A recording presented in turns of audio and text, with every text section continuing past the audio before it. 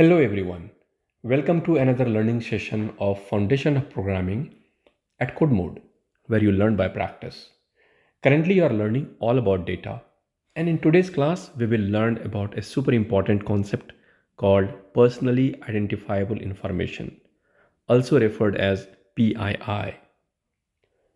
Now before I start, don't forget to like this video and subscribe our channel, especially if you are watching on YouTube. For complete course and related coding practice, go to our platform my.codemode.us. Let's begin. In the previous chapter or concept, we learned about data security at the company level.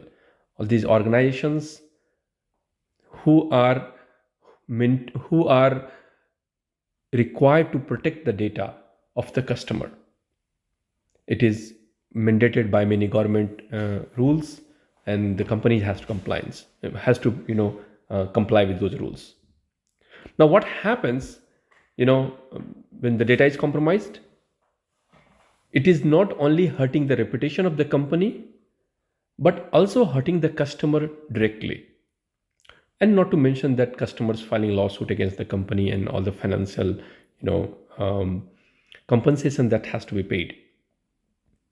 Now, before we dig a little deeper into the loss and the impact, let's understand what exactly personally identifiable information is. The word personally identifiable information, also in short form referred as PII, is basically talking a type of data that can directly or indirectly identify a customer. For example, if you know someone's name, date of birth, phone number, or credit card information, your address, all this can be used to establish or used to identify a person. In my case, I have certain credit cards, I have my address, I have my name, my phone number, and if you use all of this information, you can ultimately or finally arrive to me.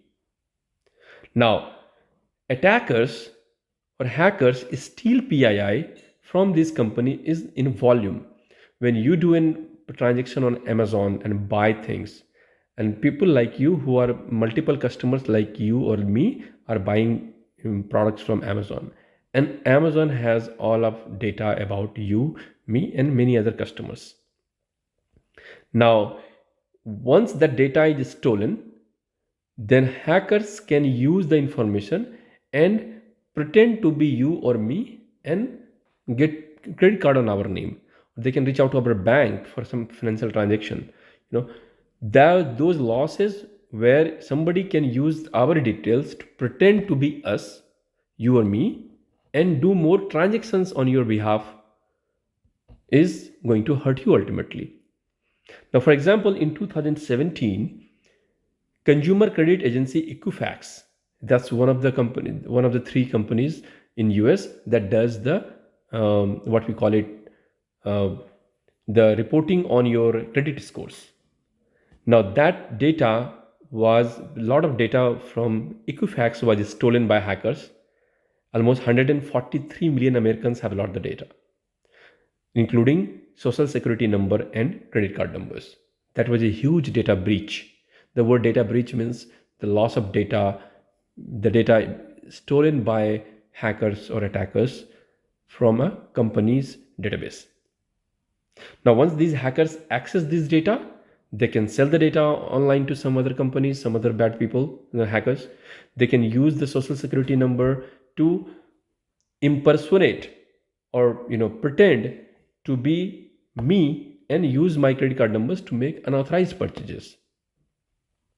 That's the huge loss, right? The social security number, especially in the US system, is tied with almost everything. My driver's license, I can use to do several transactions. Social security number is a must for getting a credit card.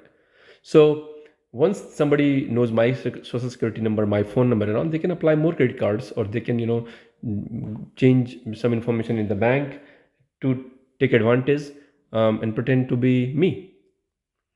So it is important that PII is stored safely and securely in the databases. Now that's all in today's class.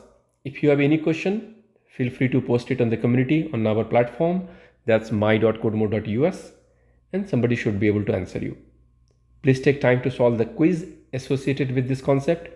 It will not only make you practice, but also test your knowledge and understanding. I'll see you all in the next class. Keep learning.